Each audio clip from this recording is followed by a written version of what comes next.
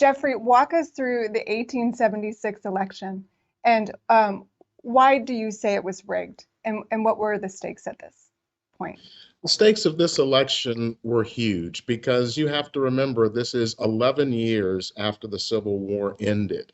And I think it's important for people to remember that the Civil War was based on a concept about Black Americans that had been steeped in our culture for a quarter millennium, for 246 years. And so it's important to remember, do you really think people are going to give up beliefs that have been honed over that period of time simply because they lost a war?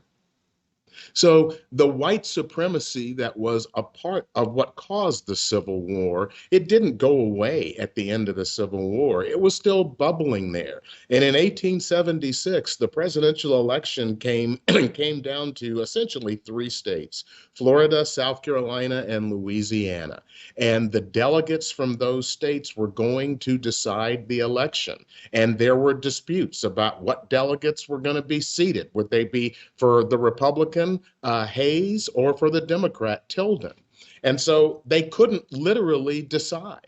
Congress had to pass a law creating a commission to decide who was going to win the presidential election. And that commission took several months. What we wanted to do in this film is to give folks a summary of what was going on.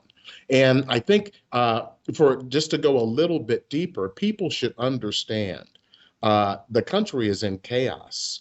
The election is in November. One side says we've won, the other side says we've won. Things are in chaos. And by late February, there are three meetings that occur on February 26. One in the House Appropriations Committee room, one in the Finance Committee room, and one at a hotel called Wormley House.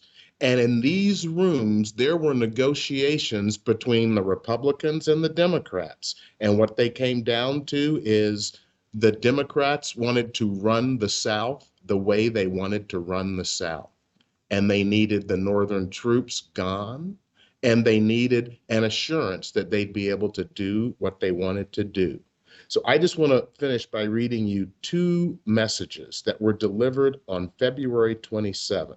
And to show you how widespread this was, the dispute was about South Carolina and Louisiana, but the two people who sent these messages from the Hayes camp, Stanley Matthews, an Ohio lawyer and counsel for the Republicans before the commission to decide the presidency, and Charles Foster, an Ohio congressman who became governor of Ohio.